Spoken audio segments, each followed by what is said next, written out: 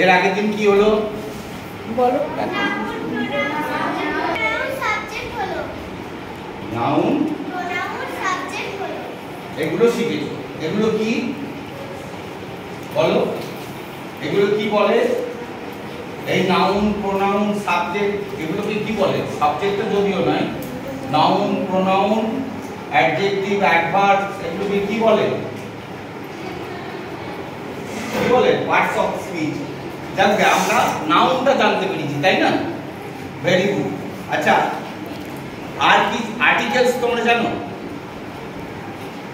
Articles জানো না জানো না সঙ্গে সঙ্গে একজন যদি আমি একটা সেন্টেন্স দিচ্ছি, এটা কি সেন্টেন্সের আই? এটা সেন্টেন্সের মধ্যে আইটা কি? সত্যজিৎ। এই সত্যজিতের জায়গায় আই ব্যবহার করেছি। এই আইটা কি? এইটা হচ্ছে প্রোনাউন। যে শব্দের দ্বারা কি করা হয়? কোনো কিছুর নাম প্রকাশ করা হয় তাকে কি বলা হয়? নাম বোঝাতে। নাউন। সেই সাবজেক্টটা পার্টস অফ স্পিচ না, সেন্টেন্সের মধ্যে থাকবে। যখন যেমন আমি হই একজন ডক্টর, কে ডক্টর? এই যে আমি, এটা প্রোনাউন হোক আর নাউনই হোক, এইটা হচ্ছে এখানে সাবজেক্ট মানে কর্তা। এই যে সেন্টেন্সটা মধ্যে এই হচ্ছে কর্তা। এখানে এটাকে নাউন বলা যাবে না, নাউন এটাকে বলতে হবে ভার্ব। এইটা হচ্ছে আর্টিকেলস আর এটা হচ্ছে নাউন। সেখানে হয়নি? তাহলে আর্টিকেল জানো? আমি যা দেখতে পেয়েছি এখানে 3-4 দিন ক্লাসে এসে, তাতে করে দেখেছি নাউন তোমাদের শেখানো হয়েছে, হ্যাঁ, তারপরে প্রোনাউন শেখানো হয়েছে। আচ্ছা, সেন্টেন্স করতে কিভাবে সাবজেক্ট হয় বা সাবজেক্টকে আইডেন্টিফাই করতে হয় সেটা শেখানো হয়েছে। তাহলে এবার আমরা যাচ্ছি কি না এ, ওই আর্টিকেল। তাহলে এখানে দেখো আমি এখানে লিখে রেখেছি, যেটা দেখতে পাচ্ছ, হ্যাঁ, আর্টিকেলস। ইংরেজিতে কয় প্রকার আর্টিকেলস আছে? লেখাই আছে একে 3 প্রকারের আর্টিকেলস আছে। আর্টিকেল একটা বলবো, সেটা হচ্ছে আর্টিকেলস আমাদের এ, অ্যান আর দি। এটা ইংরেজিতে 3টে শব্দকে গ্রামারে কি করা হয়েছে না আর্টিকেল বলে, হ্যাঁ, শনাক্ত করা হয়েছে। কারণ এগুলোকে আর্টিকেল হিসেবে সেন্টেন্সের মধ্যে ব্যবহার করা হয়। এইবার এ, অ্যান আর দি, এই যে 3টে শব্দ, এগুলো কি? ছবি থাকে ভালো বলো। এ, অ্যান আর দি দেখতে পাচ্ছ? আচ্ছা, এই এ, অ্যান আর দি ইংরেজিতে এদেরকে আলাদা করে নামকরণ করা হয়েছে। সেটা কি না আর্টিকেলস। আর্টিকেলস কিন্তু অ্যাকচুয়ালি আর্টিকেলসটা কিছুই তো নয়, এটা তো 3টে ওয়ার্ড, 3টে শব্দ। এ মানে কি? এ মানে বলো একটি, অ্যান মানে একটি, আর দি মানে বলো একটি বলা যাবে না। নির্দিষ্ট বোঝানোর কি উদ্দেশ্য? যে তাহলে আমরা এ মানেও একটি আর দি মানেও এই অ্যান মানেও একটি, তাহলে কোথায় এ আর কোথায় অ্যান লাগাবো? আমরা ওখানে যখন লিখলুম এ পেন, কেন লিখলুম না যে অ্যান পেন? এ মানেও একটি, অ্যান মানেও একটি। আচ্ছা, একজন বলো।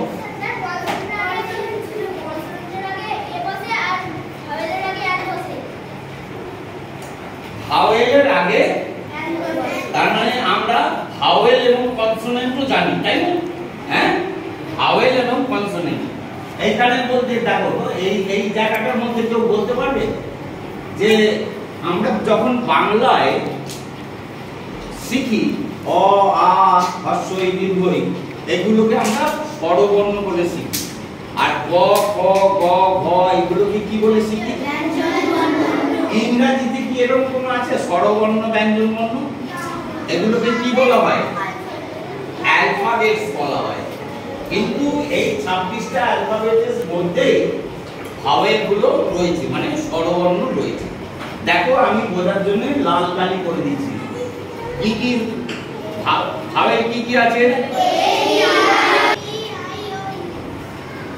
এ ই আই ও ইউ, এই 5টা হচ্ছে ভাওয়েল মানে স্বরবর্ণ। আর বাকিগুলো কি? বাকিগুলো কি? কনসোনেন্ট। কনসোনেন্টের বাংলা কি? ব্যঞ্জন বর্ণ।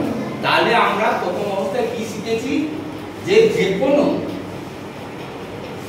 ব্যঞ্জন বর্ণের সামনে আমরা এ লাগাবো এবং ভাওয়েলের আগে মানে যে শব্দগুলো ভাওয়েল মানে লেটার দিয়ে মানে শুরু হয়েছে তার আগে অ্যান্ড বসাবো। সেটাই বলতে চাইছো তো?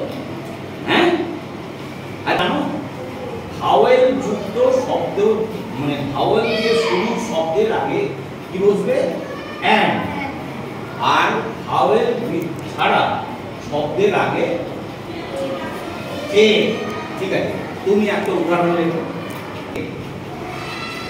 এটা বড় হাতের উপর দাও, এ পেন। এত ছোট ছোট লেখলে তো এর আর তলায় দাগ দিয়ে দাও। এটা হচ্ছে আর্টিকেল। এটা তো তাহলে এটা কনসোনেন্ট, ভাওয়েল নয়। এবার আমি একটা তোমাদের সামনে উদাহরণ দিচ্ছি। এইচ ও ইউ আর, এটা হচ্ছে আওয়ার মানে কি? আওয়ার। আওয়ার আওয়ার এখানে কি আসছে? ইউ এর জায়গায় কি আসছে? আ। উচ্চারণই আমরেলা।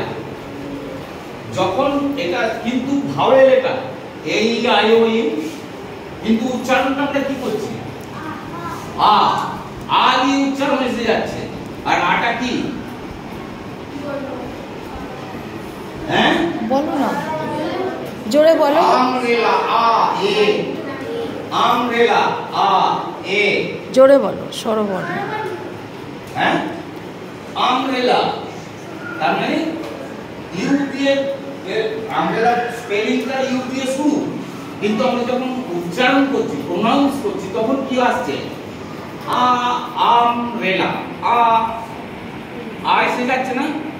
হ্যাঁ, তাহলে ইউ তো থাকছে না, এসে যাচ্ছে আ। তাহলে কি হবে? ই আই ও ইউ, এ তো শব্দ।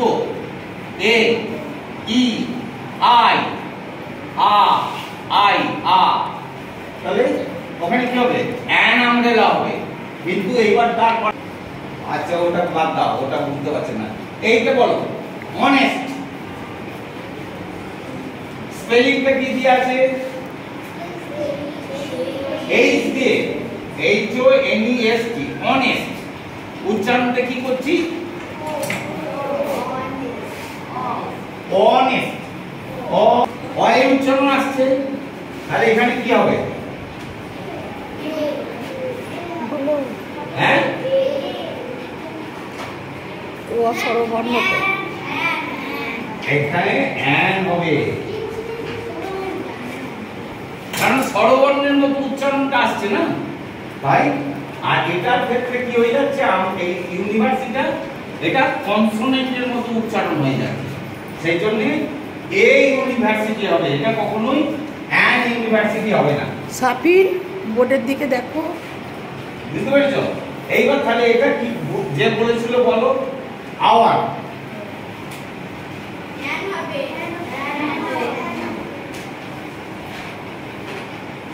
এ এ আসছে না উচ্চারণে? আ। তাহলে এটা কি হবে? বোঝা গেল? এই উচ্চারণের উপরে কিন্তু অনেক নির্ভর করছে যে আর্টিকেলস আমরা কিভাবে ইউজ করব। কিন্তু যখন আমরা ছোট থাকি তখন আমরা কি মাস্টার সাইডে শেখাবার চেষ্টা করেন ভাওয়েল যুক্ত শব্দের আগে কি করে দেবে, অ্যান্ড বসিয়ে দেবে, আর কনসোনেন্ট দিয়ে যদি শব্দ শুরু হয় তাহলে এ বসিয়ে দেবে।